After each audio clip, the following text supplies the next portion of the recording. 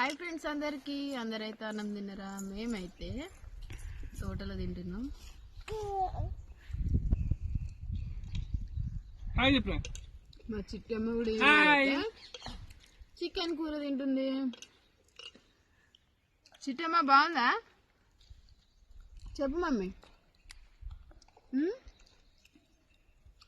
బాగాలేదా? బాగాలేదంట. చికెన్ ముక్కలు ఇవ్వాలి.